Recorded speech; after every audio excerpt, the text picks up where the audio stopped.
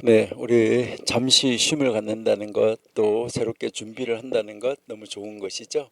예, 우리 잠시 쉼을 얻고 또 고대 현자들은 정말 성경을 어떻게 이해하고 어떻게 가르쳤는가 우리가 바라보면서 정말 그들이 잘했던 것 우리는 한번 또 묵상하고 또 그들이 야 이거는 이렇게 했으면 더 좋았는데 이런 것을 깨닫고 우리는 그들보다 더 잘할 수 있는 우리가 될 수 있기를 늘 소망합니다. 뭐 우리는 과거의 역사를 이렇게 돌아보면서 이 역사가 이렇게 얼룩졌네, 이때 이랬으면 좋았을 텐데, 그러한 것을 우리는 그렇게 고쳐서 우리가 할 수 있는 우리가 된다고 하면 바로 그 과거의 모든 교훈들이 우리의 거울이 되고 우리를 새로운 자리로, 더 좋은 자리로, 더 멋진 자리로 인도해내는 그러한 모든 교육, 모든 가르침 되지 않을까, 이것을 한번 생각해 봅니다. 우리 함께 기도하고 다시 또 공부하도록 하겠습니다. 하나님 감사합니다. 아버지가 우리를 사랑하시고 도와주시고 인도하여 주셔서 아버지 하나님의 말씀을 늘 공부할 수 있는 자리, 늘 하나님 말씀을 묵상하고 말씀대로 살아가기를 원하여 기도하는 자리, 말씀을 들을 수 있는 자리, 또 이 시대에 정말 선지자로 세워주셔서 우리 앞서서 우리를 인도해 가시는 귀한 목사님, 우리 전 목사님 또 세워주신 것을 감사하며 아버지 하나님이 우리 전 목사님과 함께 우리 모든 하나님의 사람들, 성교도 신학원, 우리 원생들 다 힘을 합쳐서 어떤 일을 이루어 가시는지 저희들 그 일에 동참하고 역사적인 사명을 감당해내며 아버지께 감사하고 아버지가 잘했다 칭찬하는 그런 자리로 나아갈 수 있는 저희가 되게 해 주옵소서. 오늘도 저희들 고대 현자들의 잠언을 읽어보면서 그들이 신앙생활을 참 잘했구나 하는 것은 우리가 배우고 이때 이렇게 했으면 더 좋았겠는데 하는 것을 우리가 깨닫는 대로 우리는 고쳐서 더 잘할 수 있는 자리로 나아가는 우리가 되게 해 주옵소서. 예수님의 이름으로 감사하며 기도드립니다. 아멘. 예, 우리 지금 고대 현자들의 잠언 우리 그 비르케이 아보트라는 책 2장 14절 우리 한번 보시도록 하겠습니다. 2장 14절 여기에서 그가 그들에게 이제 선생님이 그들에게 말했는데 나가서 사람이 멀리해야 할 악한 길, 그러니까 사람이 따르지 말아야 될 길을 악한 길이라고 말을 한 것이죠. 그렇게 하는데 이 다섯 제자가 말했는데 악한 눈, 악한 친구, 악한 이웃, 빌리고 갚지 않는 사람, 그리고 악한 마음, 이렇게 대답을 했는데 그 중에서 이 선생님은 악한 마음이 앞에 있는 모든 것을 다 포함하고 있다, 이렇게 이야기를 했죠. 그래서 지난번에 우리가 사람들이 따라야 할 길, 좋은 길, 그것을 이야기를 했을 때 거기와 정반대되는 이야기를 한 것 같지만 이것은 정반대 이야기가 아니라 정말 따르지 말아야 될 극단 상황의 길, 이것을 우리에게 보여주고 있다 하는 것이죠. 네, 그래서 우리 한번 보시면은 제일 먼저 악한 눈 이렇게 이야기를 했는데 이 사람은, 이 제자는 지난번에 사람이 따라야 될 길에 대해서는 선한 눈, 좋은 눈 이렇게 이야기를 했어요. 그러니까 여기서 이제 이 악이라는 것은 선, 악을 말할 때 그 악, 이 말도 되는데, 그리고 이로운, 해로운 이렇게 이야기할 때 이롭다, 해롭다 할 때 그 해로운 이런 뜻을 가지고 있는 그런 단어예요. 그리고 여기에서 이제 이 눈 이렇게 이야기를 하는데 이 눈은 바로 여러분들 뭘까요? 이게 인식이죠. 인식을 하는데 시각적 인식이죠. 시각적으로 인식하는 그 시각적인 관점, 이것을 이야기를 하는 거죠. 그러니까 이 내가 보는 거에 따라서 많은 사람들이 뭐해요? 평가가 달라지잖아요. 우리가 저걸 어떻게 보느냐에 따라서, 똑같은 것이라도 보는 각도에 따라서 관점이라고 그러잖아요. 관점 이렇게 하는데 이게 볼 관자잖아요. 그러니까 보는 그 점, 어떻게 보느냐 여기에 따라서 달라지는데, 그래서 이 눈이 굉장히 중요한 건데 사람이 마땅히 피해야 되고 따르지 말아야 될 것 뭐냐 했을 때 여기서 악한 눈, 그러니까 해로운 눈 이렇게 이야기를 하고 있는 것이죠. 여러분 이것은 우리가 뭐 간단하게 생각하면 악한 눈이 뭐야 이렇게 생각하는데 부정적 눈, 부정적 관점 이것을 이야기를 하는 거예요. 그러니까 이 세상에서 여러분들이 여러분 주변에 있는 사람 중에서 정말 함께 있으면 피곤한 사람이 있는데 뭐든지 야 저거 봐라 멋있지 뭐가 멋있는데 야 저거 봐라 어떻지 뭐가 아주 부정적으로만 생각하는 그런 사람들이 있어요. 그러니까 만사가 부정적인 눈을 가지고 부정적인 관점에서 보는 거, 아 이거 진짜 참 그런 사람하고 같이 있으면요 억수로 피곤해요. 그렇죠? 예. 여기에서 이제 이 부정적인 관점, 이거 악하다 하는 거, 이 악한 것 이것이 무엇인가 이것을 이야기를 하는데 이제 이 악하다는 말이 성경에서 쓰인 곳 한번 찾아볼게요. 우리 한 두 자리만 볼게요. 신명기 15장 9절.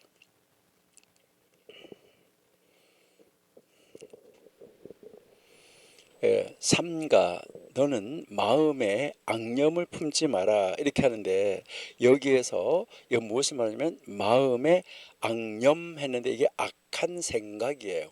악한 생각을 품지 마라. 여기서 이 악한이라는 말, 여기서 이 악한 생각 이것은 무엇을 이야기를 할까?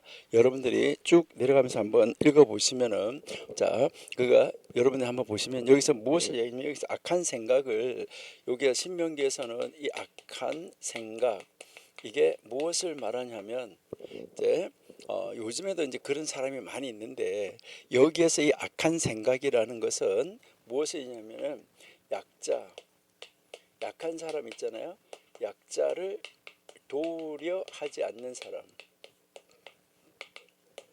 그러니까 약자, 약한 사람이 있는데 이 약한 사람을 도우려고 하지 않는 사람. 여러분들은 딱 보니 약자예요.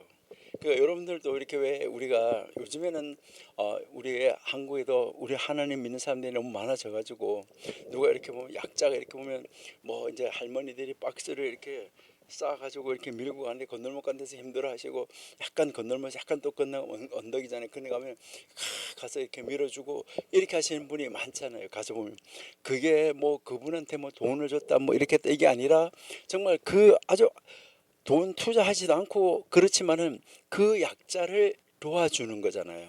그러는데 이제 뭐 하냐면은 전 노인네 왜 저래 이렇게 하고 어떤 사람들이 이렇게 보면은 왜 아주 어르신네가 차를 운전해가지고 이렇게 나와가지고 이제 운전해가지고 다니는데 어떤 분은 차 뒤에다가 어르신 운전 중 이래 써가지고 다니시는 분도 있더라고요.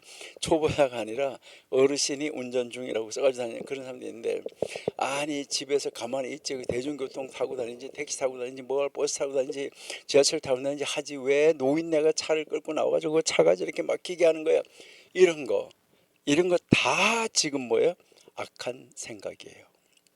이게 바로 악한 거예요. 그러니까 이 악한 생각이 무엇 때문에 나온 거예요? 보는 거에서 나온 거죠.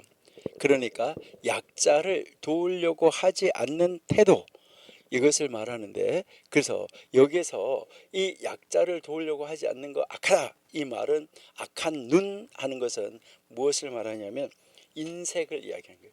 여기서 우리가 이제 악한 눈이라고 했을 때 이 악한 눈은 인색함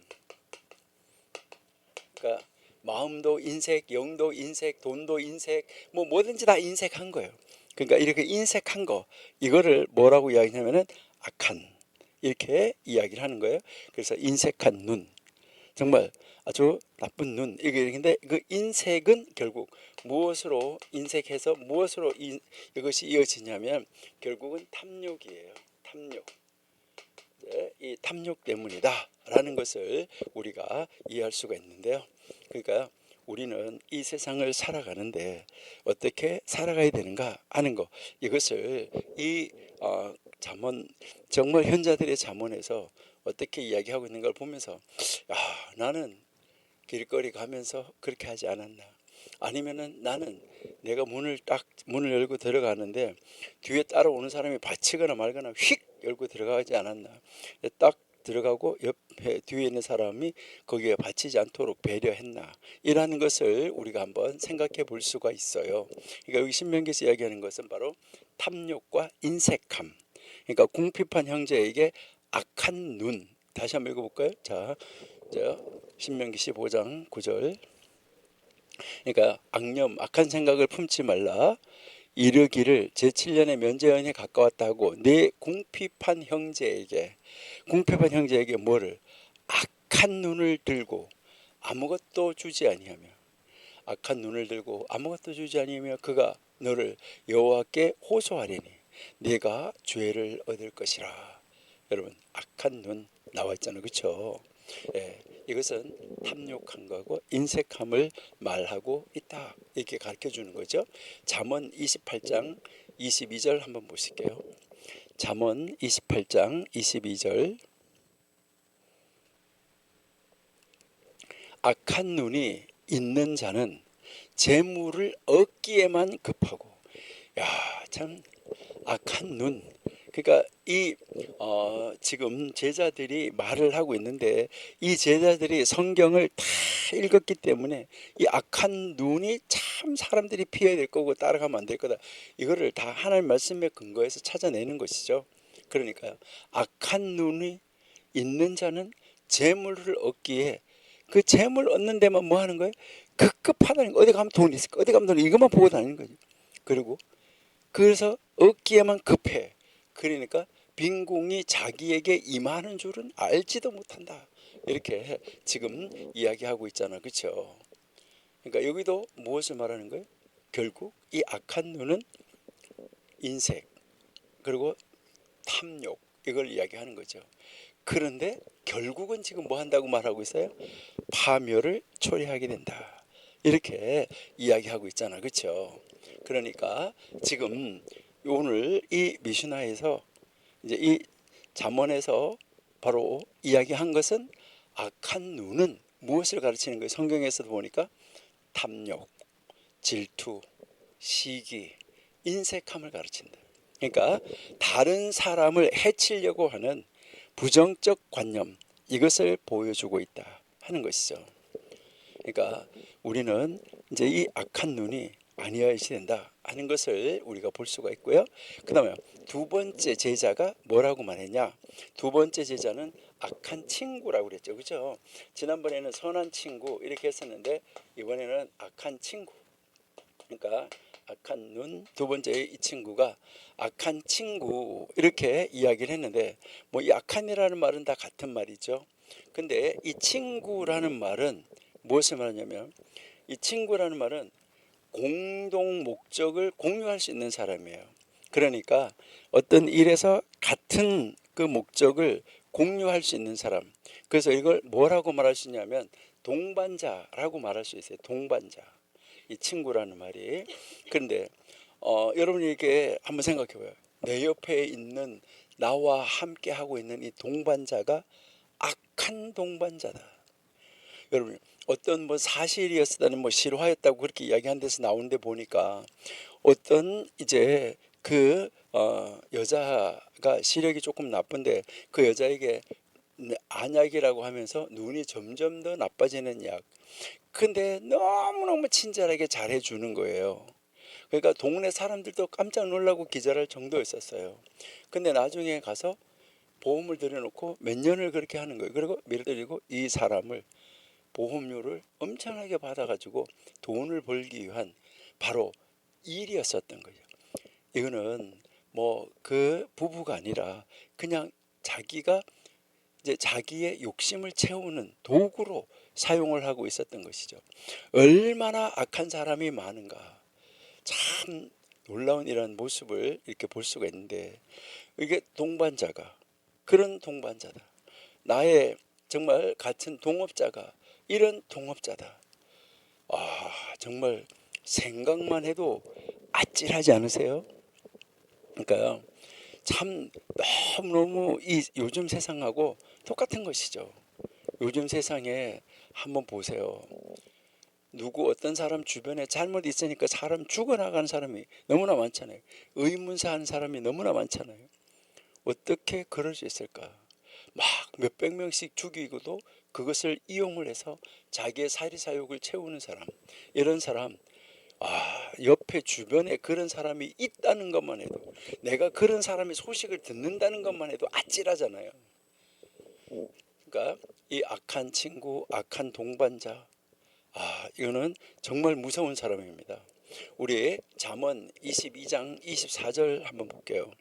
잠언 22장 24절.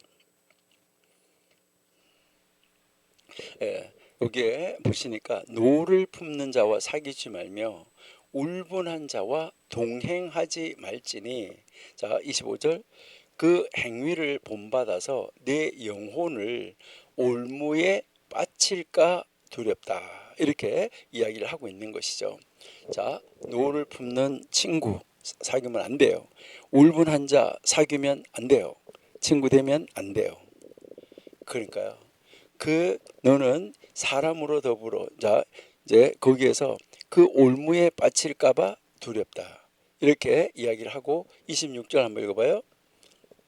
자, 너는 사람으로 더불어 손을 잡지 말며 남의 빚에 보증이 되지 말며 라고 지금 이야기를 하고 있는데요. 여러분, 악한 친구와의 이 관계는 부정적인 영향을 미칠 위험이 크다, 이것을 우리에게 가르쳐 주는 것이죠. 그래서 우리는 어떤 사람 옆에 서 있어야 되나요? 여러분, 우리는 복 있는 사람 옆에 서 있어야 돼요. 그러니까 이런 악한 사람 옆에 서 있는 것이 아니라 복 있는 사람 옆에 서 있어야 함께 복 받는 자리로 나아갈 수가 있는 거죠. 우리 잘 아는 시편 1편 1절 한번 볼까요?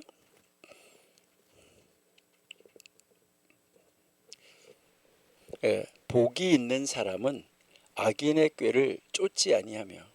자, 일단은 복이 있는 사람, 하나님으로부터 복 받은 사람, 악인의 꾀를 쫓지 아니하고 죄인의 길에 서지 아니하고 오만한 자의 자리에 앉지 아니하고, 복 있는 사람은 이제 이렇다는 거죠. 그렇죠? 그러니까 이런 복 있는 사람하고 사귀어야 되는 거죠. 그러니까 악한 친구 사귀면 안 되겠죠. 그러니까 악한 자들과 친구하는 거, 이것은 결국 잘못된 길로 이끌음을 받게 된다.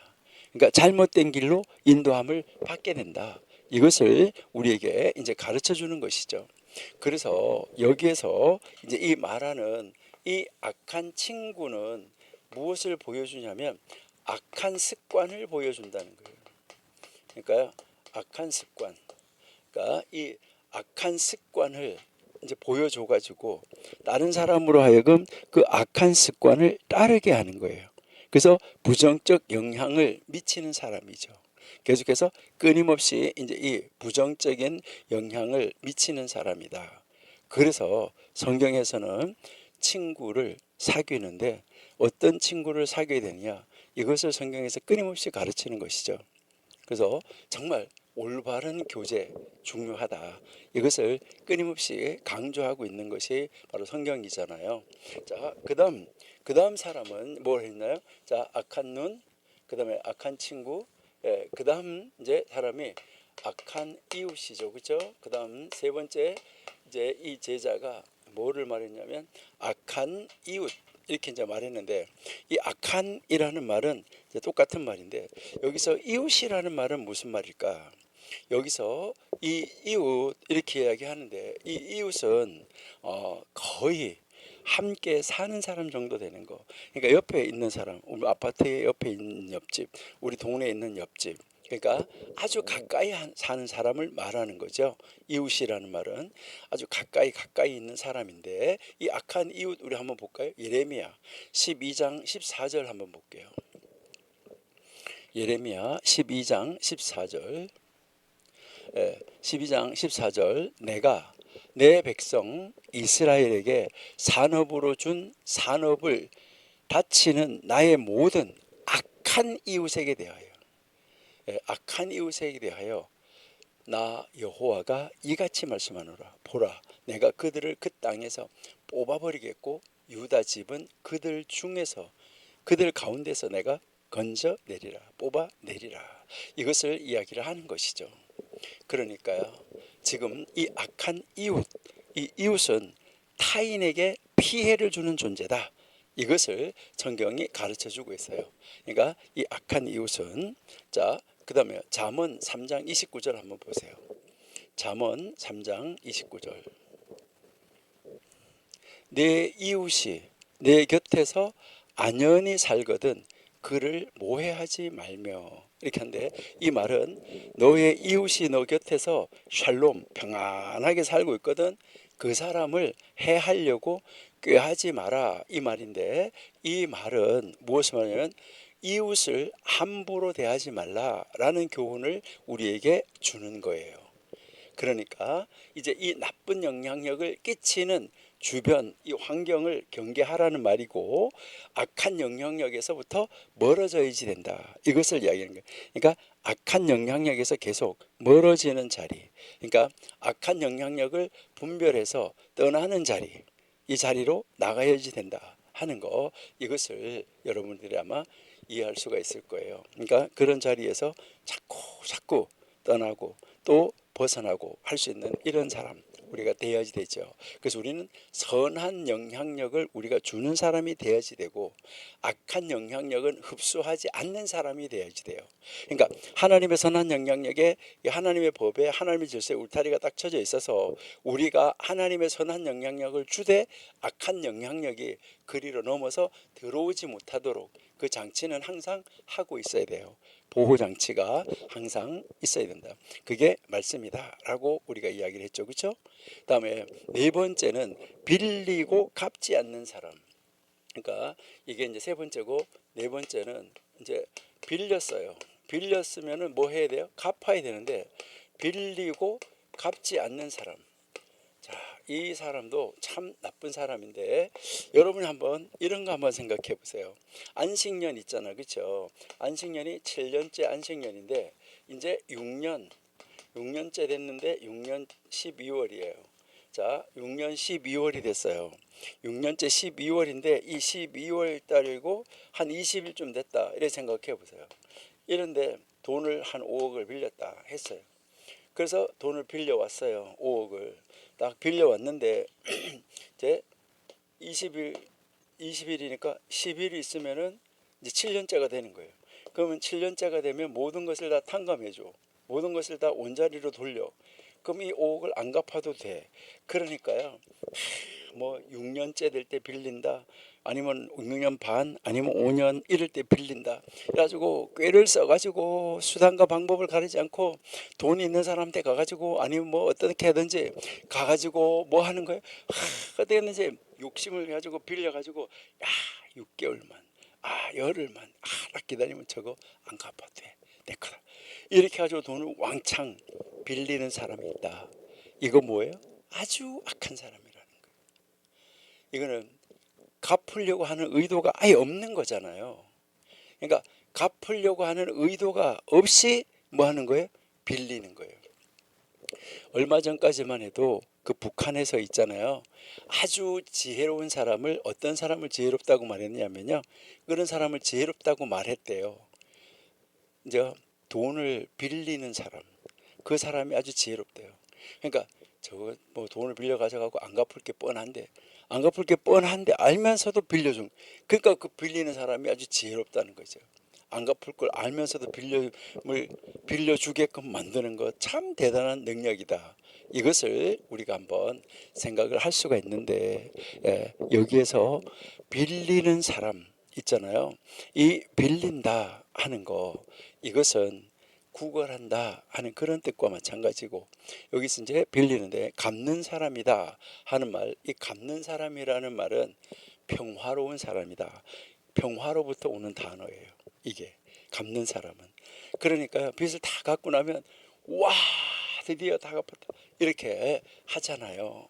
그러니까 이제 드디어 다 갚았다, 이게 정말 예수님께서도 십자가에 달리셔가지고 뭐 했어요?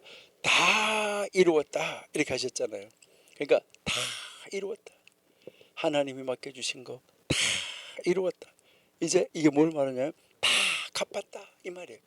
그러니까 하나님이 예수님에게 맡겨준 사람들의 죄의 값, 하나님이 다 갚았다 하는 거, 이것을 이야기를 하는 거잖아요. 기왕 이야기가 나왔으니까 한번 이야기를 한번 해볼게요. 여러분이 지금 사순절을 보내고 계시는데 이제 그 예수님께서 십자가에 달리셔가지고 하셨던 말씀을 여러분들이 다 이렇게 매일매일 묵상하시면은 아주 참 좋을 거예요. 예수님이 다 이루었다 이렇게 말씀하셨을 때 이 다 이루었다는 말이 첫 번째는 뭐냐면 모든 빚을 다 갚았을 때 다 이루었다 이 말을 쓰는 거예요. 빌린 것을 다 갚았을 때 다 이루었다 이렇게 하는 거야. 야 드디어 다 갚았어 이런 말, 그런 말 할 때 요 단어가 쓰이는 말이에요. 이것은 바로 예수님은 우리의 죄값을 완벽하게 다 지불했다.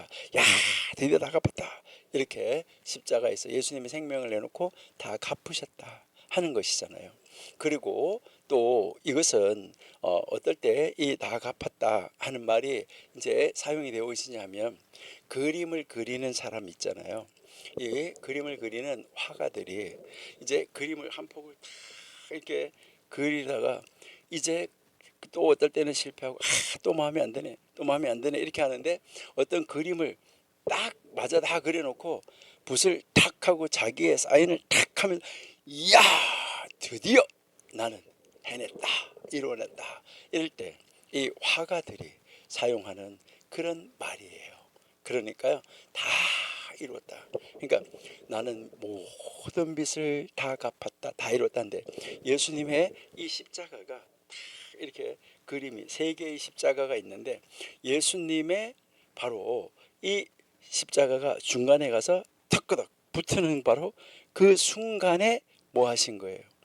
예수님이 이제 구원의 그림을 다 완성하셨다 이렇게 이제 쓰인 것이죠.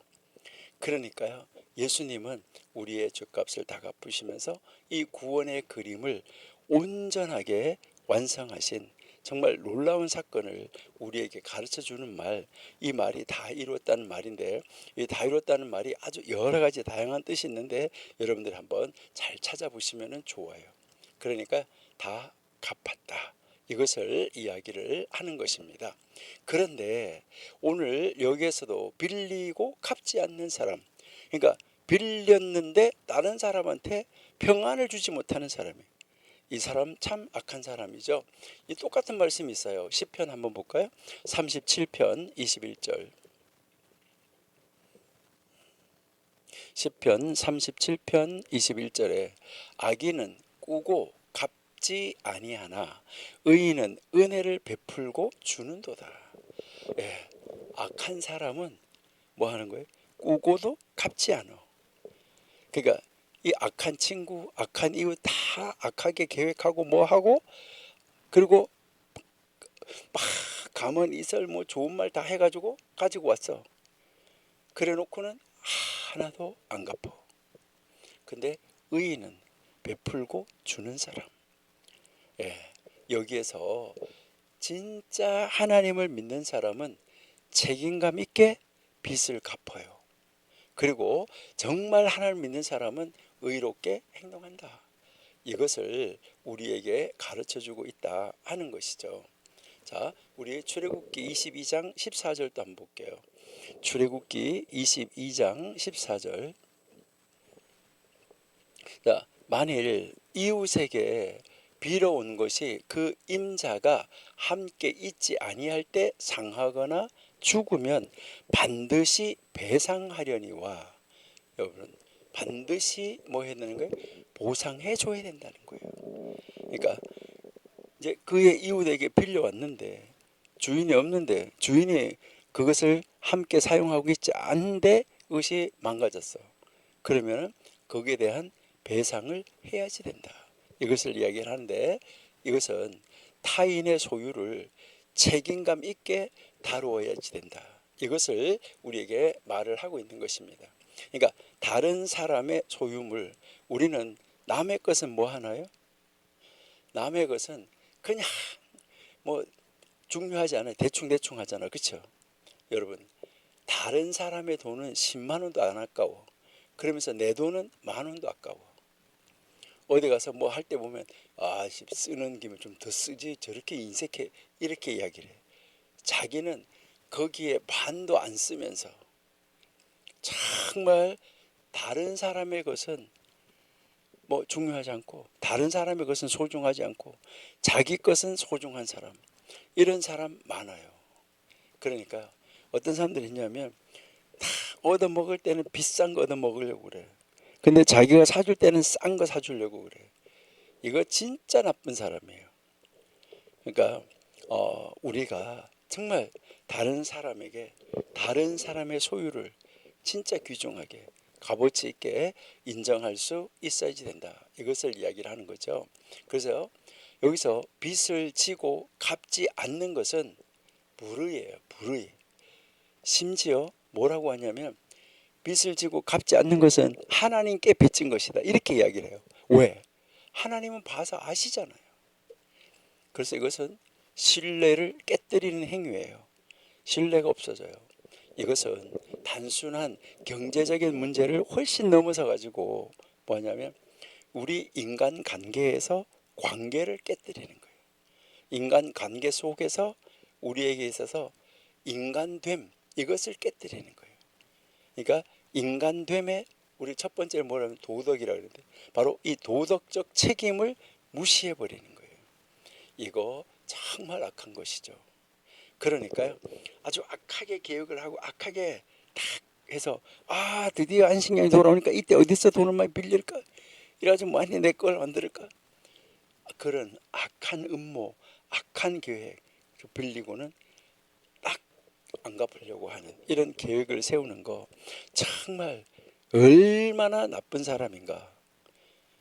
뭐 우리 청교도 신학원에서 공부하시고 하나님 말씀대로 사는 우리들은 그런 분이 한 분도 안 계시죠. 근데 이 세상의 사람들은 그런 사람이 너무나 많아요. 다른 사람을 어깨를 밟고 자기가 올라가야지 되는 거예요. 그런 사람들이 참 많이 있다 하는 것을 우리가 볼 수 있어요. 그리고 이 다섯 번째 사람은 뭐라고 말했냐? 이제 이 다섯 번째 이 사람은 뭐였냐? 악한 마음이라고 그랬죠, 그렇죠? 악한 마음. 이 사람은 물론 대답도 앞에 대답은 선한 마음이라고 했었는데 물론 우리가 지난번에 마음에 대해서 이야기를 많이 했기 때문에 근데 마음, 이 마음은 우리가 내면이라는 거죠. 내면, 우리의 이 내면, 우리가 이 속, 이것을 이야기를 하는 거잖아요. 악한 속을 가지고 있는 사람, 심보가 악한 사람, 정말 이런 사람하고 같이 있으면 이거는요 정말 심각한 문제예요. 근데요 지금 현재 우리가 살아가고 있는 세상은 그런 사람들로 가득할 수도 있어요. 그런 사람들이 꽉 차 있을 수 있다는 것이죠. 창세기 6장 5절에 우리 한번 읽어볼게요.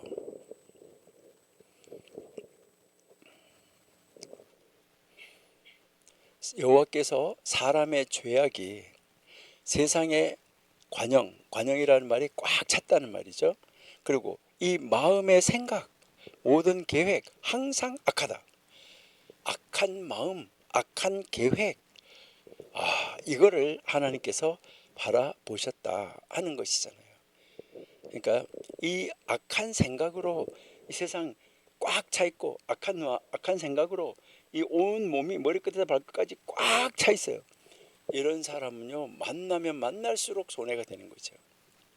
정말 이런 사람 우리가 뭐 하도 여기서 플라스틱으로 가면을 쓰고 딱 나타나기 때문에 잘 알 수도 없어요. 근데 이런 것을 플라스틱 속을 들여다볼 수 있는 지혜, 하나님의 말씀, 영안, 이것이 딱 알려져서 이런 것을 정확하게 분별하고 볼 수 있으면 좋겠죠. 이것은 악한 마음은 타락한 인간의 내면을 가르쳐주는 말, 이 말이 악한 생각이잖아요. 마음의 생각, 모든 계획이 항상 악하다. 악한 마음, 악한 생각, 악한 계획, 이것을 이야기를 하는 것이죠. 우리가 앞으로 이제 공부를 할 건데 전도서 이제 우리가 이제 계속해서 지금 공부를 하고 있는데 우리가 그 전도서 9장 3절 우리가 공부를 했었던 그 말씀에도 한번 보시면 전도서 9장 3절 한번 볼게요. 사람들의 전도서 9장 모든 사람의 결국이 일반인 그것은 해 아래서 모든 일 중에 악한 것이니 곧 인생의 마음에 악이 가득하다. 악한 마음으로 악이 꽉 찬 마음, 평생에 미친 마음, 후에는 죽은 자에게로 돌아간다. 그래서 여기서 이야기하는 것은 악한 마음은 결국 어디로 간다고요? 파멸로 이어진다. 이것을 이야기하는 거예요. 그러니까 악한 생각, 악한 마음, 악한 내면 이것으로 꽉 차 있으면 결국은 뭐 하게 된다고요? 파멸로 이어질 수밖에 없다. 이것을 우리에게 가르쳐 주는 거예요. 그래서 이 지금 2장 14절에서 이야기하는 것은 여기서 지금 이 선생님이 왜 이거를 가장 중요하다 생각했느냐. 모든 악행의 근원은 어디에서 나온다는 거죠? 마음에서 비롯된다는 거죠. 모든 선행의 근원 역시 마음에서 나온다는 것이죠. 그래서 악한 마음을 우리가 경계해야지 되고 선한 마음을 가져야 된다는 거, 이것을 강조하고 있다. 이렇게 우리가 이제 이해할 수가 있겠죠. 여기서 이 정말 귀중한 선생님, 우리가 이 다섯 이제 이 제자들에 대해서 이야기를 하고 있잖아, 그렇죠? 이 다섯 가지 악을 열거한 바로 이 제자들의 의견을 듣고 바로 이 선생님이 말한 것은 뭐예요? 선생님이 말하는 것은 악한 마음, 이것이 문제다라고 이야기를 하잖아, 그렇죠? 그래서 이 악한 마음 속에 모든 악의 근본이 다 들어있다. 그러니까 악한 눈, 악한 친구, 악한 이웃, 빌리고 갚지 않는 태도, 이 모든 것이 다 어디서부터 나왔다는 거예요? 악한 마음에서부터 나왔다. 이것을 우리에게 이야기를 하는 거죠. 그래서 바로 이 2장 14절은 인간의 내면을 어떻게 깨끗하게 할 수 있느냐, 이게 중요한 거예요. 그러니까 인간의 내면이 이렇게 악으로 가득 차 있는 이런 사람들 어떻게 해야지 되느냐. 그런 사람을 경계해야 되는데 어떻게 해서 그런 사람들을 정화할 수도 있을까, 이것을 이야기를 하는 거죠. 여러분, 여기에서 우리는 모든 사람을 평가할 때 외적으로 평가하면 안 된다는 거예요. 모든 사람을 바라볼 때, 이 눈을 가지고 모든 사람을 바라볼 때 이 껍데기만 바라보면 안 된다는 거예요. 피상적인 것만 바라보면 안 된다는 거예요. 그러니까 외적인 행위, 나타나는 행위, 이거는요 가식적으로 할 수 있어요. 가식적으로 할 수 있는데 중요한 것은 바로 뭐냐, 그 마음의 심보, 그 보자 어떠냐 하는 것이죠. 마음의 상태가 어떻느냐, 이것이 아주 중요하다. 이것을 우리에게 지금 이제 가르쳐 주는 것이죠. 그래서 악한 마음을 가지면 자연스럽게 악한 눈으로 보게 돼요. 마음에 악이 있으니까. 그리고 그런 사람은 그런 동료를 따라가게 돼요. 악한 친구를. 그런 사람은 악한 사람들과 이웃이 돼요. 그래서 그런 사람들은 도덕적 책임을 무시해요. 뭐 빚을 이제 지고도 안 갚는 거, 뭐 내 거 그것들이 가져가서 그래, 이런 거죠. 그래서 근본적인 해결책은 바로 뭐냐는 거예요. 어떻게 마음을 선하게 할 수 있느냐. 그래서 성경에서 뭐라고 말하는 거예요? 마음을 다스리는 거, 마음을 지키는 거, 이것이 가장 소중하다. 이렇게 이야기를 하고 있는 것이죠. 그러면 우리는 어떻게 될까? 이런 사리에서 우리는 어떻게 될까? 그래서 우리는 우리의 마음을 돌아봐야지 돼요. 우리의 마음을 돌아보면서 나는 무엇부터 어떻게 이제 고치고 무엇을 어떻게 바라보는 그런 마음, 무엇으로 내 마음은 채워야지 되는가, 이것을 우리가 한번 생각해 볼 수가 있는데요. 우리는 제일 먼저 뭐 해야 되냐면, 여러분, 우리는 제일 먼저 나에게 혹시 탐욕, 욕심이 있지 않나, 이거 우리가 한번 생각해 봐야지 돼요. 그리고 이 욕심은 다 뭘로부터 나오는 거예요? 시기심이 있지 않나, 이걸 한번 보셔야지 돼요. 여러분, 탐욕이 있고 시기심이 있으면 마음이 악한 걸로 사로잡힐 수밖에 없습니다. 그러니까요, 왜 그런가요? 마음 안에 욕심이 있고 시기심이 있으면, 요런 마음 안에 요런 마음이 있으면 우리의 눈을 뭐하게 하는 거죠? 우리의 관점을, 우리의 이 시각을 흐리게 만들어요. 그리고 흐리게 만들어 가지고 결국은 결정을 어떻게 만들, 악한 결정을 내리도록 만들어 버린다는 거예요. 그러니까 우리는 이 탐욕과 시기에서 벗어나야지 돼요. 여러분, 이 시기심은요 정말 어떻게 할 수가 없는 것이 시기심이에요. 다스릴 수도, 하나님 아니면 안 되는 것이죠. 여러분이 요즘에 이렇게 보면, 요즘에는 이 SNS 때문에 얼마나 문제가 많은지도 몰라요. 좋은 점도 많아요. 장점도 참 많은데 문제점도 많아요. 이 SNS에서 서로 얼굴도 몰라요. 만나보지도 않았어요. 대해보지도 않았어요. 그 사람이 어떤 의도로 그런 말을 했는지도 몰라요. 그러는데 어떻게 해서 다른 사람이 성공을 했어. 그렇게 하면 어떻게 하는 거예요? 이 다른 사람이 성공한 것에 대해서 질투하는 마음을 가지고요, 뭐 이상한 글을 남기고 막 하는 거, 진짜 악한 마음을 가진 사람이에요. 얼마나 정말 악한가. 그러니까 여기서 여러분이 한번 생각하셔야 되는 것은요, 여러분이 한번 잘 생각해 보시면은, 다른 사람이 어려운 일, 슬픈 일, 고난의 일, 이런 걸 당했을 때는 가가지고 같이 울어주기가 쉬워요. 그래도. 근데 다른 사람이 좋은 일이 있어요. 다른 사람이 뭐가 잘 됐어요. 이게 특별히 이제 이 양쪽 이렇게 같은 건물 안에 있는데, 뭐 만약에 커피숍이 두 군데가 있다. 근데 한 집은 잘 되고 한 집은 안 돼. 그랬을 때 이 안 되는 집이 이 잘 되는 집을 향하여서 정말 복을 빌어주고, 아 좋다 이렇게 하고, 그 어떻게 해서 무엇 때문에 저렇게 잘 되는가, 이거를 한번 찾아보려고 하면 좋은데, 시기하고 질투하면서 저 집은 뭐를 어떻게 넣었다, 뭐 거기다가 맛을 넣는 걸 뭘 했다 이렇게 하면서 나쁜 소문을 퍼뜨리는, 이게 악한 것이죠. 여러분, 모든 문제가 무엇에서부터 시작되느냐? 탐욕과 시기에서부터 이제 시작이 됐다. 이것을 우리가 한번 생각해야 되고요. 그 다음에 여기에 이렇게 이 악한 마음 속에 이 탐욕과 시기가 이제 들어가는 것을, 우리는 이것을 다 뭐 해야 되는 거죠? 버려야 되는 거죠. 이것을 다 버리고, 그리고 이게 버려져야 여기에서 무엇이 맺어질 수 있냐면 선한 인간 관계가 맺어질 수 있어요. 그러니까 이제 인간 관계가, 그러니까 선한 인간 관계를 맺으려고 애를 써야지 돼요. 탐욕하고 시기가 없어지면 우리 주변에 우리 이웃들과 친구들과 선한 관계, 선한 인간 관계가 맺어질 수 있어요. 악한 친구, 악한 이웃하고 가까이 하면 악한 영향력을 받을 수밖에 없다 하는 것이죠. 반면에 이제 이 선한 친구 또 선한 이웃과 함께하면 삶이 풍성해진다. 이것을 우리에게 이제 가르쳐 주고 있어요. 여러분이 한번 이렇게 보면 A라는 가정이 있고 B라는 가정이 있었어요.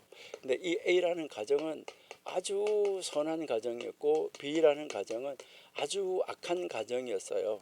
근데 여기에 남편 아내 있고, 여기도 이 남편과 아내가 있는데, 이제 이 남편 선한 남편이고 이 아내가 선한 아내예요. 선한 아내인데, 자 그러는데 이제 이 선한 부부가 어떻게 하다가 이혼을 했고, 이 악한 부부가 어떻게 하다가 이혼을 했어요. 근데 이혼을 했는데 어떻게 만났냐면 이렇게 만났어요. 이제 이 악한 남편과 여기 선한 아내가 만났고, 또 이렇게 만났어요. 이 선한 남편과 악한 아내였던 사람이 만났어요. 이 가정이 어떻게 됐을까요? 이 가정이 어떻게 됐을까요? 두 가정이 다 악한 가정으로 됐다는 거예요. 여러분, 선한 영향력보다 악한 영향력이 훨씬 더 강하다는 거죠. 참 안타까운 모습이에요. 이 세상이 이제 그렇다는 거예요.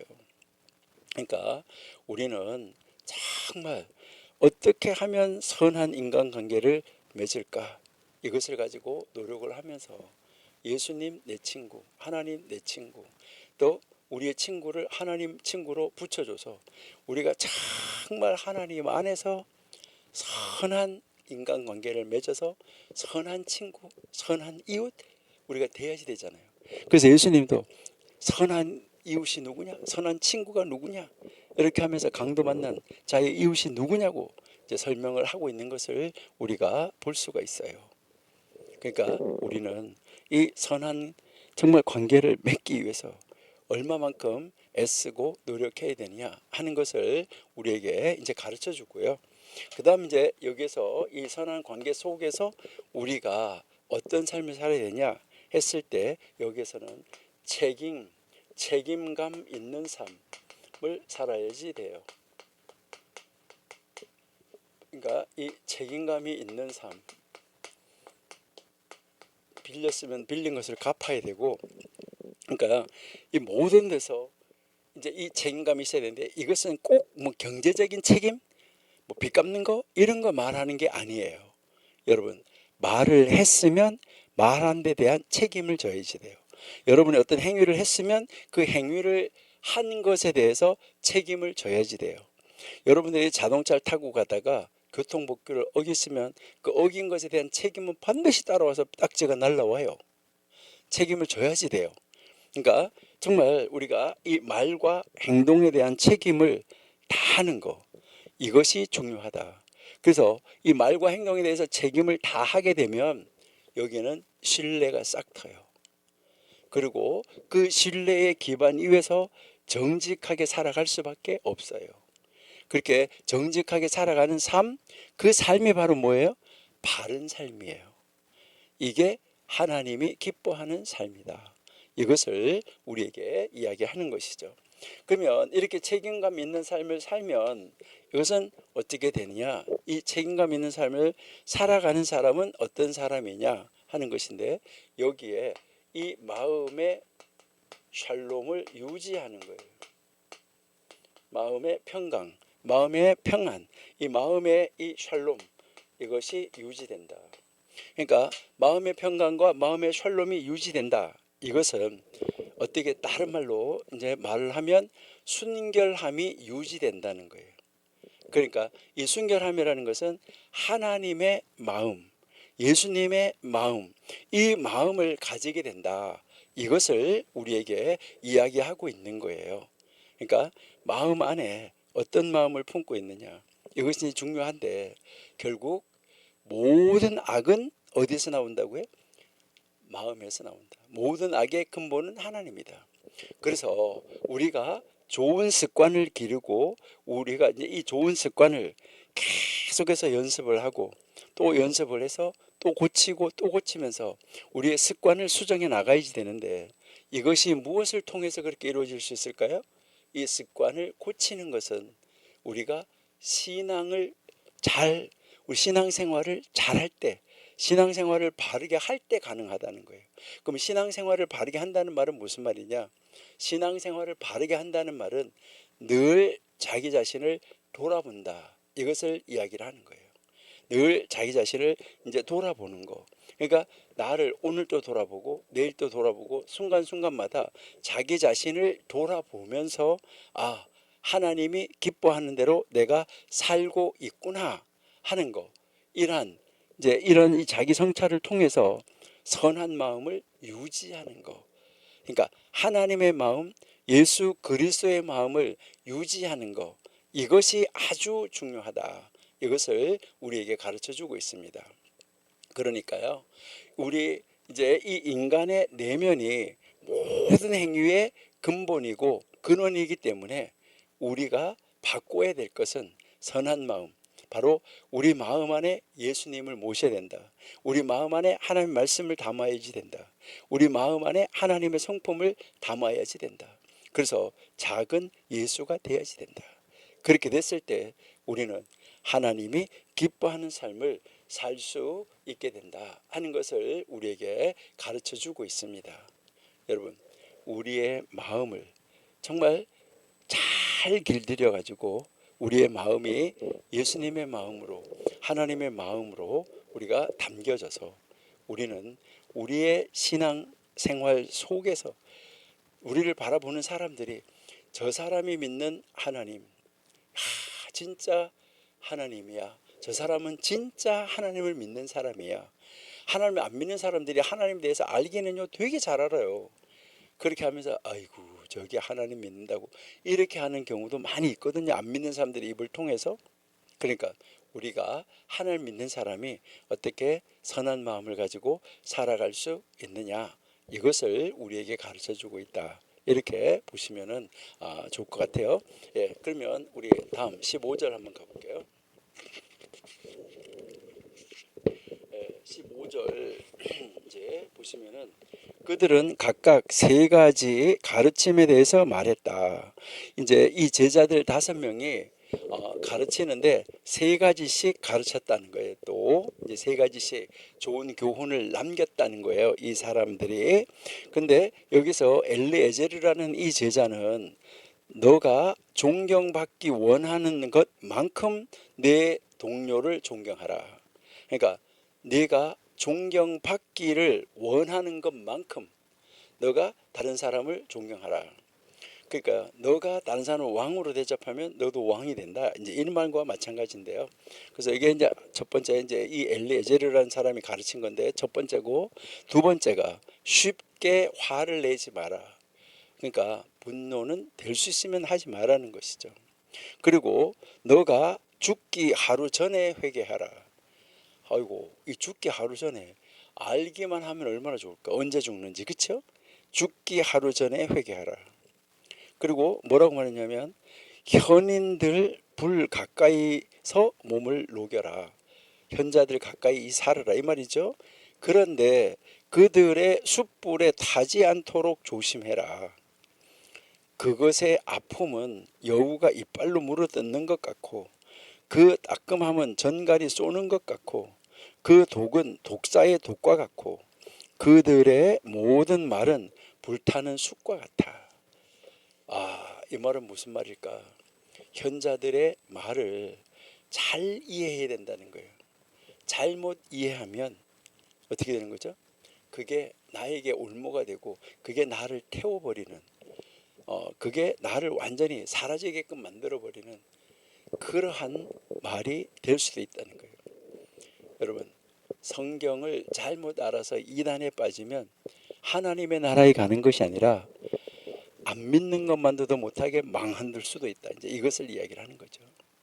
그러니까 그 하나님의 말씀을 가르치는 그 사람 어떤 사람인가 이거 잘 보셔야 되고, 그 하나님의 말씀을 그 가르치는 것을 잘못 받아들이게 되고 잘못 이해하게 되면 심각할 수 있다. 이것을 이미 지금 2000년 전에 이야기를 했던 것들이에요. 현자들이. 이거는 어떻게 보면 참 놀랍지 않나, 이것을 우리가 한번 생각할 수 있는데, 여기에서 가장 먼저 말한 것이 바로 뭐예요? 너의 친구들의 명예가 너 자신의 것과 같이 소중히 되도록 하라. 그러니까 친구의 명예예요. 명예. 그러니까 이 친구의 명예라고 말하는데 여기에서 이 친구의 명예라는 것은 친구의 영광을 말하는 거예요. 그리고 이 친구의 존경을 말하는 거예요. 친구가 존경받는 거, 친구가 가지고 있는 명예, 친구가 가지고 있는 이런 영광, 이것을 말하는 거예요. 그러니까 나의 친구가 가지고 있는 명예나 영광이나 존경받는 것이나 이런 것이 너가 존경받고 있고 너가 명예를 가지고 있고 너가 영광을 받는 것처럼 그것을 소중하게 대해줘라. 이것을 이야기를 하고 있는 거예요. 그러니까 여기에서 이 소중하다 이 말은 무슨 말이냐면, 여기에 이 소중하다 하는 말은 아주 귀중하다는 말이에요. 그것을 정말 아주 귀하게 여겨줘라. 이제 그 사람, 그러니까 그 사람의 것으로 보지 말고 너의 것으로 봐라. 여러분, 내 거래야 아까울 수 있잖아요. 아까 우리가 이야기했잖아요. 다른 사람의 돈은 뭐 10만 원 정도 가지고 이렇게 이야기하면서 자기는 자기 돈 10,000원을 아까워한다 이 말이죠. 그러니까 자기 거는 작은 것도 소중하고 남의 것은 큰 것도 무시하는, 뭐 그 정도 이렇게 이야기하는 이 잣대가, 이 표준 기준이 완전히 다르는 정말 악한 모습들 우리가 볼 수 있어요. 그러니까 여기에 지금 이 말을 이 현자가 말하는 것은 바로 무엇을 말하냐면 너의 친구의 명예, 영광, 존경 이거가 너의 자신의 것처럼 너의 자신의 것이 아주 소중한 것처럼 그것이 소중한 자리에 있도록 하라는 거예요. 그것이 소중한 자리에 있도록 하라 이 말은 무슨 말이죠? 그 소중한 자리에 있도록 하라는 말은 다른 사람들도 그것을 바라볼 때 소중한 자리에다 딱 얹어 놓으니까 다른 사람들 그걸 볼 때 뭐 하는 거예요? 와, 야 진짜 영광스럽다. 정말 저 사람 존경스럽다. 야 정말 저 사람 명예롭다. 이렇게 그렇게 될 수 있는 자리에다가 올려놓으라는 거예요. 대부분 사람들은 뭘 아이고 꼴에 잘했다 잘했어 잘났어 이렇게 하면 안 되겠죠. 그렇죠? 자 우리 레위기 19장 18절 한번 읽어볼까요? 레위기 19장 18절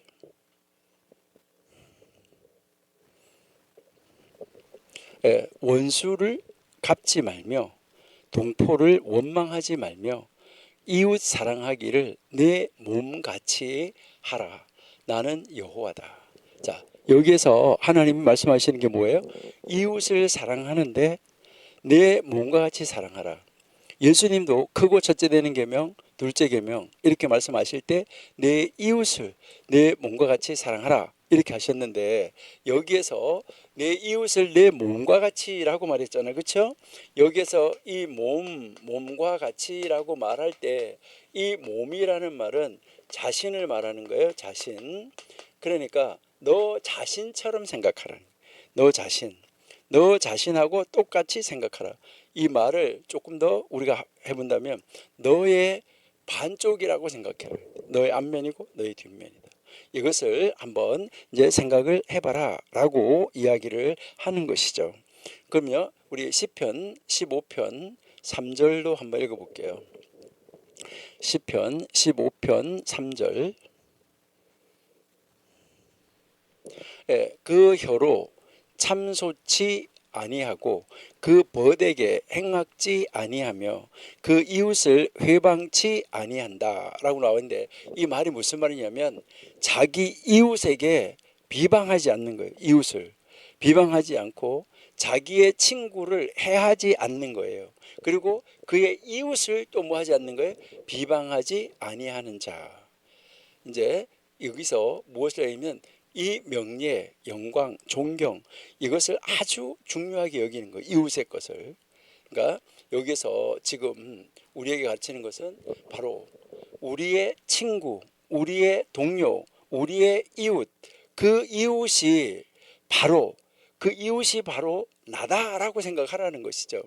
이웃이 이룬 업적이 나의 업적, 이웃이 받는 존경 나의 존경 이렇게 생각하라는 것이죠. 그러니까 자신의 명예처럼 아주 동일하게 그것을 대우해 주라는 거예요. 그렇게 소중히 여겨 주라는 거예요. 우리는 그잖아요. 잘했어 뭐 이렇게 하면서 그런데 이렇게 하면 아니면 그러나 이런 말을 이게 사람을 정말 깎아내리는 건데요. 정말 귀중하게 소중하게 해줘야지 된다. 이것을 이야기를 하는 거죠. 그래서 우리는 이제 다른 사람의 명예를 깎아내리면 그래서 이게 또 왜 사람들이 명예훼손 뭐 이런 걸 말 다 하잖아요. 여러분 이것은 인간관계를 유지하는 데 있어서 중요한 게 뭐냐. 인간관계에서 아주 중요한 것은 배려. 다른 사람 것을 정말 소중하게 배려해 주는 거. 그리고 그 사람이 그 자리에 갔을 때 얼마나 저렇게 노력을 했을까. 그 사람을 정말 존경해 주는 거. 이것이 중요하다는 거예요. 그러니까 다른 사람을 뭐 해야 되냐? 존중하는 것이죠. 그리고요 다른 사람을 배려하는 것이죠. 그러니까 이렇게 다른 사람을 존중하고 배려하잖아요. 그러니까 다른 사람을 존중하고 배려하는 것 이것이 바로 무엇을 말하냐면 그 타인의 가치를 인정해 주는 거예요. 그러니까 타인의 가치를 인정해 주는 거. 그래서 그 타인이 아주 훌륭한 사람일 때 우리 어떤 훌륭한 사람이 있을 때 뭐 이야기하다가 어디 갔는데 그런 이야기나 야 그게 내 친구잖아 딱 이렇게 이야기하잖아요. 그러니까 그 사람의 친구다 이렇게 오 그래? 이렇게 되는 것이잖아요. 그러니까 여기 인간관계에 있어서 존중하고 이 배려하는 것을 굉장히 강조하는 가르침인데 이것은 다른 사람의 가치를 그 가치대로 존중해 주라는 거예요. 그 가치대로 인정을 해 주라는 거예요. 그렇게 해줄 때 뭐 하는 거예요? 자기 자신의 가치가 높아진다는 거예요. 우리가 뭐 이렇게 하면서 아이고 뭐 그런 거 가지고 이렇게 이야기를 하면 자기는 아무것도 하지도 못하면서 아이고 꼴에 이렇게 이야기하게 되는 정말 안타까운 이런 모습을 우리가 볼 수 있어요.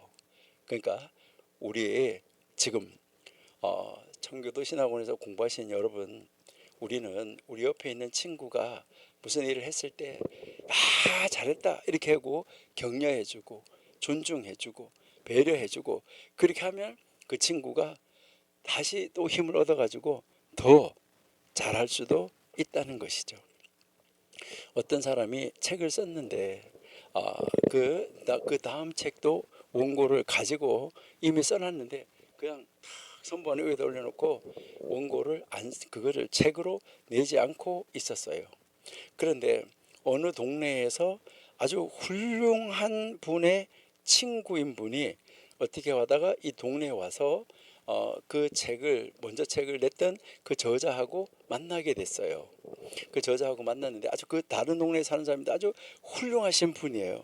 근데 이렇게 만났는데 어떻게 이렇게 이야기를 거기서 이렇게 하다가 당신이 그 책을 쓰신 분이죠? 이렇게 하죠. 예, 그렇습니다. 이렇게 하고 있는데 그러니까 거기에서 내가 어느 동네에서 내가 오늘 왔는데 거기에 계시는 어떤 아주 훌륭한 선생님의 책, 당신의 책을 읽고 큰 감명을 받고 은혜를 받았다고 합니다. 그렇게 이야기를 해줬어요. 그러니까 뭐라고 그러냐면요. 이제 그러면서 왜 그 다음 책을 안 쓰시나요? 그렇게 하는데 그러니까 이분이 뭐라고 하냐면 그 다음 책 원고가 다 있는데 이 책이 다른 사람들한테 선한 영향을 줬는지 어떤 영향력을 줬는지 그거를 깨닫지 못해서 안 냈었는데 그 귀중한 선생님이 그렇다고 말씀을 하시니까 이제 이 원고를 꺼내서 가져가서 책을 내야 되겠습니다. 이렇게 이야기를 한 거예요. 여러분, 다른 사람이 한 것을 격려해주고 위로해주고 칭찬해줄 때 그 사람이 힘을 얻어서 더 좋은 것을 낼 수 있다는 거예요. 그래서 그분이 그 다음 책 후편의 책을 냈었던 거예요. 그러니까 우리는 다른 사람을 언제나 정말 그 인간관계 속에서 우리가 탐욕과 시기를 다 버려버린 상태에서 정말 책임감 있는 삶으로 마음의 샬롬을 가지고 우리는 뭐 해야지 되느냐. 우리가 정말 그 다른 사람의 명예를 나의 명예로 영광을 나의 영광으로 그 존경을 나에게 있어지는 이 존경으로 우리가 바꿀 때 우리는 그 사람을 정말 새롭게 힘을 주고 그 사람이 새로운 자리로 또 더 능력 있는 자리로 더 멋진 자리로 더 존경받는 자리로 더 영광스러운 자리로 나가게 해주는 우리가 그 불쏘시개가 돼서 밀어줄 뿐만 아니라 우리 자신이 그렇게 되는 자리로 함께 올라가게 된다는 거, 하나님이 우리를 그렇게 세워주신다는 거, 이것을 우리에게 가르쳐주는 말입니다. 자, 그 다음 구절이 뭐였냐면 너희가 죽기 전에 회개하라 이랬어요. 그죠? 그러니까 여기에서 뭐 이야기했냐면은 보면은 뭐를 말하냐면 네가 죽기 하루 전에 회개하라. 그러니까 죽기 전 하루 전에 회개하라. 이거요. 그러니까 너의 죽음의 앞에 한날 너의 죽음 앞에 한 날 안에 죽는 날이에요. 너가 죽는 날에 그 한 날에 뭐 하라고요? 회개하라. 여기 회개한다는 말은 여러분이 우리가 여러 번 이야기했잖아요. 돌아가다. 그렇죠? 이렇게 돌아서는 거라 그랬잖아요. 그렇죠? 어느 길을 가다가 돌아서는 건데 그러니까 바로 죽음 직전을 말하는 거예요. 그러니까 죽음의 전에 어느 한 날에 그러니까 죽음 직전에 죽음의 직전에 있는 한 날에, 그 날에 이거는 죽는 그날, 죽기 전에 바로 뭐 해야 된다는 거예요? 회개하라. 이것을 이야기를 하는 거예요. 여러분, 이 말은 무슨 말일까? 여러분이 한번 깊이 한번 생각해 보셔야지 돼요. 무엇을 말할까? 그래, 나도 정말 어떻게 하든지 수단과 방법을 가리지 않고 돈 벌고 좋은 차, 큰 집, 좋은 큰 차 이런 데서 멋지게 살자. 눈 한번 딱 감고 그러다가 뭐 이제 죽기 전에 그렇게 그 일을 한 다음에, 그 일을 이뤄 놓은 다음에 회개하면 되지. 가능할까요? 글쎄요, 그게 가능하다 그러면 참 대단하죠. 우리 이사야 55장 6절 한번 읽어볼게요. 이사야 55장 6절. 너희는 여호와를 만날만 한 때에 찾으라. 가까이 계실 때에 그를 부르라. 여러분, 유행가도 있어요. 있을 때 잘하라고. 여러분 코에 호흡이 붙어 있는 순간에 잘하셔야 됩니다. 그러니까 지금 하나님을 찾을 수 있을 때, 하나님이 내 옆에 계실 때 하라는 것입니다. 우리의 호흡이 딱 끊어지는 순간 아무것도 할 수 없습니다. 그 이후에 어떤 일이 있을지 말해줄 수 있는 사람도 없습니다. 여기에서 지금 우리에게 가르치는 것은 회개의 기회를 놓치지 말라는 것입니다. 회개의 기회는 지금이라는 것입니다. 한 날이 아니라 지금. 언제 죽을지 몰라요. 지금 1시간 후에, 아니면 10분 후에, 아니면 며칠, 우리 알 수 없어요. 그러니까 바로 죽음 전에 이거는 지금 회개하라는 거예요. 회개의 기회를 놓치지 말라는 것입니다. 하나님 앞에 돌아오는 기회, 지금 찾을 수 있을 때, 찾을만 할 때, 만날만 할 때, 지금 하나님 내 앞에 계신다는 거 인정할 때, 이럴 때 찾으라. 이것을 이야기를 하는 것이죠. 왜요?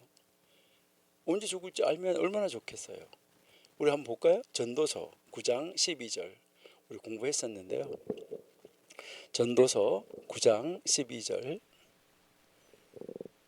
대저 사람은 자기의 시기를 알지 못하나니 물고기가 재앙의 그물에 걸리고 새가 올무에 걸린 같이 인생도 재앙의 날이 후련히 임하면 거기에 걸린다. 여러분, 우리 인간은 언제 죽을지 알 수 없어요. 그래서 뭐 해야 돼요? 준비해야지 돼요. 지난주에 제가 어떤 친구하고 통화를 했었어요. 통화를 하는데 그 어떤 친구가 지금 아프대, 병원에 있대.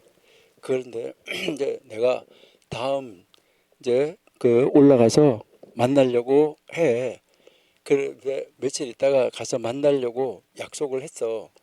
그렇게 했는데 그 다음날 저한테 문자가 왔는데, 내가 만나려고 했던 그 친구가 어제 이제 나랑 통화하고 난 다음에 몇 시간 안 있다가 하늘나라 갔어. 그런 문자를 받았어요. 나이 안 많아요. 50대예요. 그런데 그분이 이제 가신 거예요. 그러니까 뭐라고 했냐면요, 며칠 있다 만나기로 했는데 결국 얼굴 못 보고 그냥 하늘나라 갔네. 그렇게 이야기했어요. 여러분, 우리의 코가 지금 숨을 쉬고 있어요. 숨을 쉬고 있는데 이 숨을 하나님 언제 쓰다발지 몰라요. 들숨을 쉬었다가 내쉼을 하지 못하고 하나님이 끝 하면 끝이죠. 여러분, 우리가 우리의 시기를 안다고 하면 좋겠죠. 사람은 자기의 때를 알 수가 없어요. 그렇기 때문에 항상 뭐 하고 다녀야 돼요? 준비하고 다녀야 돼요. 하늘나라에 갈 준비. 그러니까 하나님 언제 부를지 모르니까. 그래서 우리 인간은 언제 하나님이 부르실지 알 수가 없기 때문에 늘 뭐 하고 있어야 되냐면 준비하고 있어야지 돼요. 여러분, 이제 정말 비행기 타고 사고 난 사람들 보면 너무너무 안타깝잖아요. 그렇지만 여러분 한번 생각해 보세요. 그분들이 이제 해외에서 비행기 타고 우리나라로 들어올 때 그 안에서 야 이제 내가 고국 땅에 가서 누구를 만나고 누구를 만나고 비행기 타고 오면서 그렇게 생각을 하고 왔을 거 아니겠어요? 근데 도착하지 못하고 땅을 밟지 못하고 그 사고로 하나님의 나라에 가게 되는 이런 안타까운 모습들 우리가 많이 보잖아요. 그것을 자꾸 우리에게 보여주는 말은 자꾸 우리에게 자꾸 그런 소리 소문이 들리는 것은 무엇 때문일까요? 준비해라. 너도 빨리 하나님 앞으로 돌아와라. 하나님 앞에 회개하라. 우리에게 회개를 촉구하고 있는 그런 메시지다. 이렇게 우리가 보셔야 되는 거죠. 그러니까 우리는 우리 알지 못하니까 우리가 정말 지금 살아있을 때, 지금 하나님을 찾을 수 있을 때, 지금 하나님을 부를 수 있을 때 지금까지의 모든 것을 날마다 하나님 앞에 내어놓고 하나님 앞으로 돌아오는 우리가 되어야 된다 하는 것을 우리에게 가르쳐 주는 것이죠. 그러니까 여기에 오늘 이 엘레에제르라는 이 현자가 말하는 것은 바로 뭐예요? 언제 죽을지 모르기 때문에 매일 회개하라는 거예요. 매일. 그리고 우리는 좀 더 매 순간, 그러니까 우리는 순간순간 회개하고 순간순간 하나님 앞에 우리를 맡기는 이런 삶을 살아야지 된다. 이것을 우리에게 가르쳐 주는 거예요. 이것은 우리에게 요구하는 것이 바로 뭐냐면 우리의 매일의 삶을 하나님 앞에서 살으라는 거예요. 그리고 하나님 앞에서 돌아보라는 거예요. 그렇게 하는 것이 아주 하나님 믿는 사람에게 있어서 가장 중요한 원칙이다. 지금 살아있을 때 하나님 앞에 있다는 것을 인식하고 하나님 앞에서 걸어가라. 하나님 앞에서 자기를 돌아봐라. 하나님 앞에서 돌아서라. 이것을 이야기하고 있는 그런 말씀입니다. 우리가 계속해서 자주자주 인용하는 말씀인데 우리 창세기 17장 1절 한번 보실게요. 아브라함이 99세 때 여호와께서 아브라함에게 나타나서 그에게 이르시되 나는 전능한 하나님이라 너는 내 앞에서 행하여 완전하라. 여기서 하나님이 너는 내 앞에서 걸어가 이 말이에요. 내 앞에서 걸어가라. 내 앞에서 살아라 이 말이에요. 하나님 앞에서 사는 것이 완전한 거예요. 우리 하나님 앞에서 사는 사람이 되어야 된다. 여기 아브라함을 보니까 생각이 나는데요. 여러분 한번 보세요. 아브라함이 100살, 사라가 90살. 자, 190살. 자, 둘이 합치면 190살인데 여러분 100살과 90살. 여러분 이게 아이를 낳는 것이 가능한 시기입니까? 누가 봐도 불가능한 시기예요. 근데 하나님이 하면 되는 것이죠. 190이라는 숫자도 참 중요하다. 이것을 제가 이야기를 하는 거예요. 자, 여러분 190 한번 보실래요? 여러분이 보시면은 노아 홍수 때 비가 40일간 비가 왔어요. 그리고요 150일 동안 물이 창일에 있었어요. 여러분 40일 동안 비가 오고 비가 딱 그치면 어떻게 해야 돼요? 비가 그치면 물은 쭉 빠져야 돼요. 물은 쭉 빠져야 되는데 물이 쫙 빠지는 것이 아니라 물이 그대로 있었어요. 며칠 동안? 150일 동안. 여러분 이게 기적이에요. 비가 억수로 오다가도 비가 딱 그치면 물은 쭉 빠져요.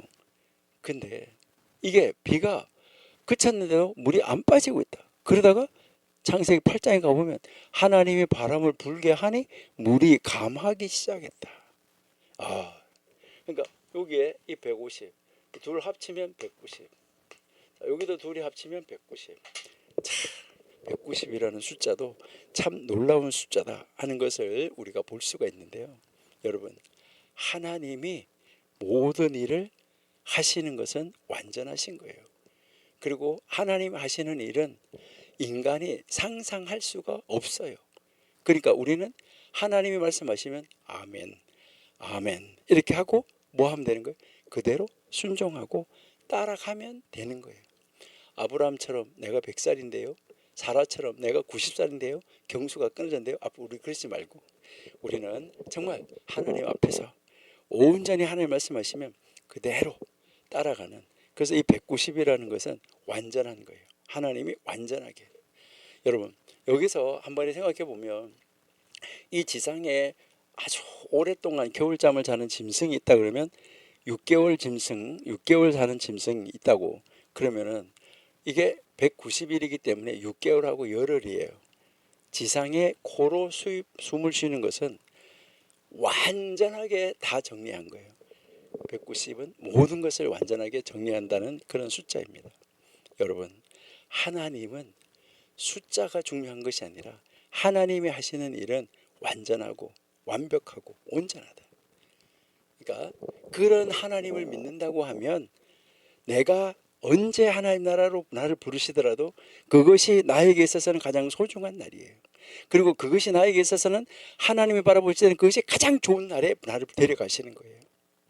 그러니까 우리 그 하나님이 언제 부르실지 모르니까 기왕 하나님 앞에 사는 사람으로서 우리 날마다 하나님 앞에서 걸어가면서 하나님 앞에서 우리의 모든 것을 내어놓고 하나님 내가 여기 있사오니 라고 하며 하나님의 그 일을 이루는 자리에 있으면서 하나님 뜻을 이루는 자리에 서 있는 사람, 그렇게 하면서 매일매일 우리의 자신을 우리의 마음을 하나님 앞으로 돌려놓는 그런 사람. 우리 그러니까 가다가 돌아서는 것이, 죄의 길로 가다 돌아서는 것이 바로 뭐예요? 회개잖아, 그렇죠? 그러한 삶을 살아야 된다. 매일 하나님 앞에서 사는 우리가 되어야지 된다. 이것을 말씀하는 것이죠. 그 다음 구절을 한번 보시면 이제 뭐라고 이야기하고 있냐면 현인들의 불 가까이에서 몸을 녹여라. 하지만 그들의 숯불에 타지 않도록 조심해라. 예. 자, 여기에서 이제 따뜻하게 데워라. 현자들, 그 현자들의 불 맞은편에서, 이 불이라는 단어는 빛이라는 단어로도 할 수 있어요. 그러니까 현자들의 빛, 현자들의 불, 현자들의 교훈, 이것을 이야기를 하는데 거기에 그 맞은편에서 현자들의 불이 이렇게 있으면 그 현자들의 불 맞은편 앞에서 이것을 따뜻하게 하라. 현자들을 가까이 가면 타버릴 수도 있다. 이것을 이야기를 하는 것인데 우리 예레미야 23장 29절 한번 볼게요. 예레미야 23장 29절. 나 여호와가 말하노라. 내 말이 불같이 아니하냐? 반석을 쳐서 부서뜨리는 방망이 같이 아니하냐? 자, 그 다음 절이요. 나 여호와가 말하노라. 그러므로 보라.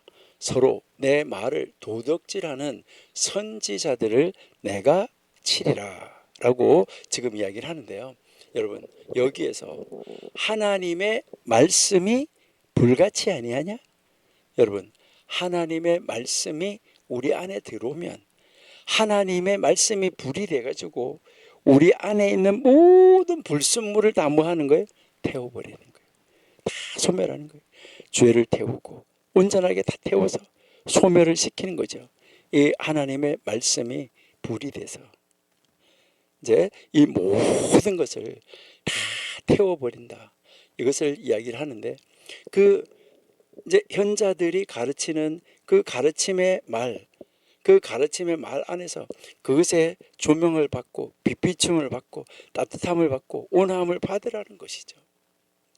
그러니까 여기서 가르치는 것은 지혜와 말씀은 불처럼 다른 사람을 다 정화시키고 다 변화시킨다는 이야기예요. 그러니까 온전하게 다 변화시켜 나가는 거고요.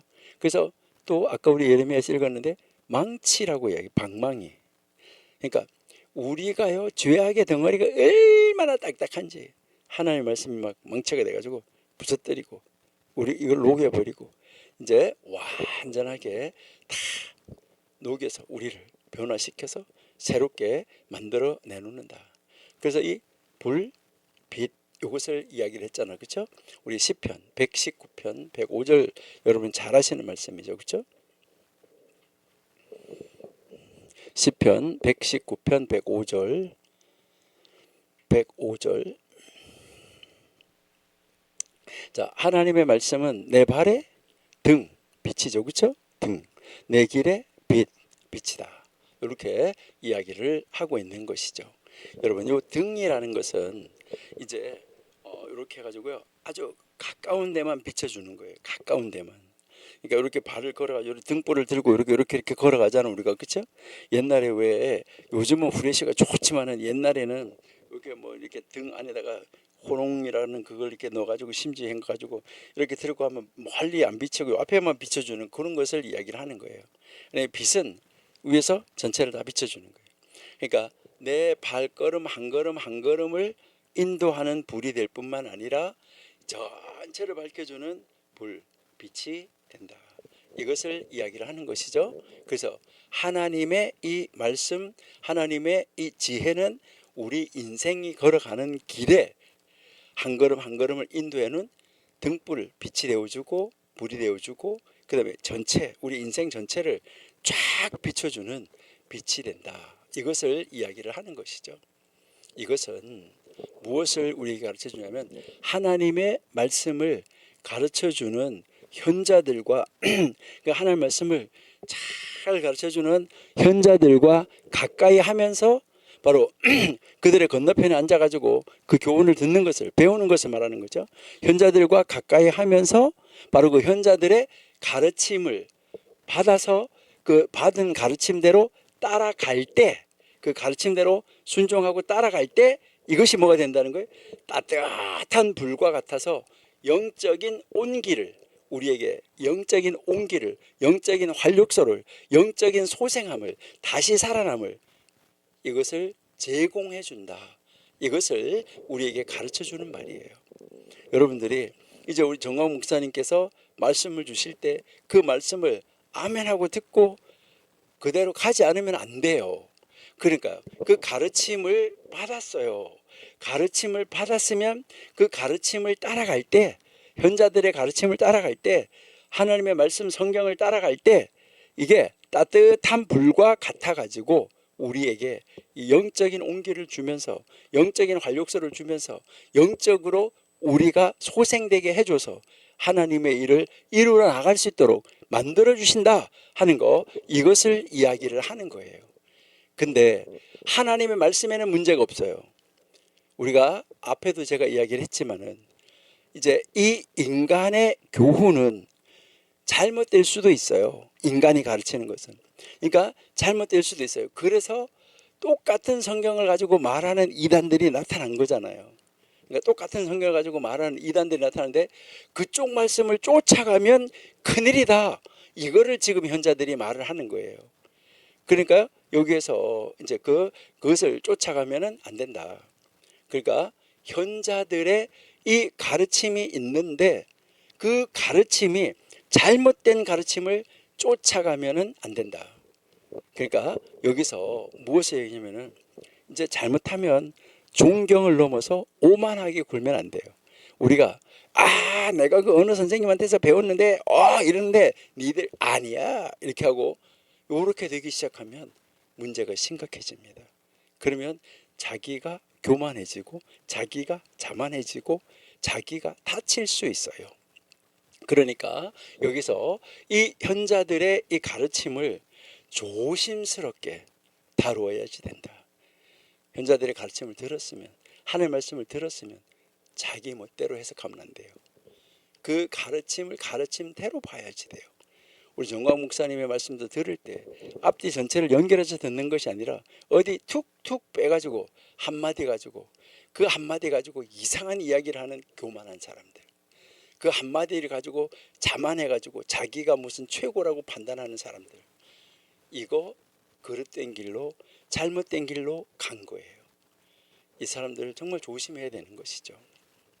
그래서 여기에 이 지금 현자가 말하는 것은 현인들의 지혜가 위대하지만 그들의 가르침이 그들에게 받은 그 가르침이 받은 것이 함부로 다루어지면 안 된다.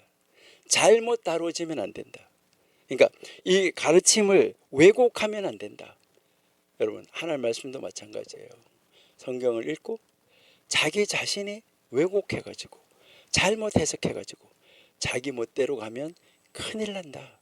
그 불에 타게 되고 깨물리키게 된다. 이것을 이야기하는 거예요. 그래서 그것이 잘못되면 뭐라고 말하고 있냐면요, 여기에서 보면 뭐 이야기를 하냐면 교활한 동물이 여우잖아요. 그 교활한 동물 그 여우한테 물리게 된다는 거예요. 그것을 잘못 정확하게 이해하지 못하고 잘못 이해해가지고 잘못 가서 이야기하면 다른 애가 이해할 때 그것이 나를 물어버릴 수 있다는 거예요. 나를 깨물어 버릴 수 있다는 거예요. 성경의 가르침을 왜곡하거나 현자들의 가르침을 잘못 활용하면 예상치 못한 결과를 초래해서 너가 그것의 불에 너가 탈 수 있다는 거예요. 그러니까 조심하라는 것인데요. 그 다음에 뭐라고 말하냐면 그 교훈들, 그 가르친 그 말씀들이 나를 쏘는데 전갈같이 쏜다고 그랬어요. 전갈같이 콱 찌른다고 그러는 말이에요. 그러니까요, 이것을 바르게 이해하지 못하고 현들의 가르침을 바르게 이해하지 못하고 잘못하면, 성경을 읽고 잘못 이해하면 전갈처럼, 강한 전갈이 딱 쏘아놓은 것처럼 그 쏘음을 당해가지고 뭐 할 수 있다는 거예요? 내가 손해를 입을 수 있다는 거예요. 그러니까 잘해야 되는 거죠. 그 다음에 보시면은 거기에요, 뱀이 움직이는 소리와 같이 쉿 한다는 거예요. 그런 것이 나한테 와서 속삭인다는 것이죠. 그러니까 이거 뭘 말하냐면 현자들의 이 가르침이 강력한 영향력을 가지는데 잘못 다루면, 함부로 다루면 뭐 할 수 있다고요? 아주 위험할 수 있다. 이것을 이야기를 하는 거예요. 여러분, 바르게 이해하고 지금 말하려고 하시는 그분이 진짜 말하려고 하는 의도를 정확하게 파악해야 돼요. 왜곡해가지고 자기 나름대로 막 말하지 말고 그분이 의도한 것이 무엇인가, 하나님이 의도하신 것이 무엇인가, 이게 아주 중요하다는 것이죠. 현자들의 가르침은 삶을 변화시키는 강한 힘을 가지는데 왜곡하면, 잘못 다루면, 잘못 이해하면 그 불에 내가 탈 수 있다. 그러니까 우리 얼마나 하나님 말씀 앞에 우리의 자신을 날마다 하나님 앞에 세우고 하나님이 정말 무엇이라고 말씀하시는가, 하나님이 왜 이런 말씀하셨을까, 그 말씀하시는 의미가 무엇일까, 이거를 정확하게 파악해야 돼요. 이단들이 와가지고 그 말 교회에서 이렇게 가르치죠, 그 말 이런 말 아니에요. 이런 거에 넘어가지 않도록 우리가 밑에 내려가 보면 나중에 보면 답을 할 말을 준비하라. 성경에서도 그 나오잖아요. 답을 준비하라고요. 여러분, 그러면 이제 우리는 어떻게 해야 될까? 우리는 어떻게 해야 될까? 그러면 2장 15절이 우리에게 가르치는 것은 무엇일까? 여러분, 다시 한번 생각해 보세요. 2장 15절은 우리에게 다른 사람의 명예를 존중하기, 다른 사람의 명예를 높이 가치를 인정해 주기, 다른 사람의 영광을 하나님 앞에 박수 쳐주기, 그런 사람으로 우리 삽시다. 그래서 명예를 소중하게 여기는 태도, 이게 신뢰와 평안을 가져오고 그것이 결국은 나를 높이는 그런 자리로 나가게 만든다 하는 것이고요. 두 번째, 우리는 매일매일이 아니라 순간순간마다 하나님, 제가 하나님 앞에 왔어요, 혹시 잘못한 거 있어요? 하고 하나님 이거 내가 원해요? 이렇게 하면서 나가는, 그러니까 순간순간 하나님 앞에 내 자신을 세우는 삶을 살기, 이거 우리 중요하죠. 그러니까 우리가 매 순간순간 어디에서 무엇을 하든지, 화장실에 가서 볼일을 보든지 무엇을 하든지 매 순간순간 하나님 앞에서 살기, 하나님 앞에서 순간순간 자신을 돌아보기, 그렇게 하면서 순간순간 하나님 앞에 나를 돌려놓기. 여러분, 내일이 보장되지 않기 때문에 우리는 매 순간순간 자기 자신을 점검하는 삶을 살아내는 삶, 우리 살아보십시다. 그 다음에요, 우리는 정말 하나님의 말씀 가르치는 거, 뭐 현자들이 가르치는 거, 목사님들이 가르치는 거, 이 가르침을 우리가 아주 가까이 하는데 거기에 경외심을 가지고 우리 좋은 선생님, 좋은 멘토를 찾되 경솔한 태도로 접근하지 마라.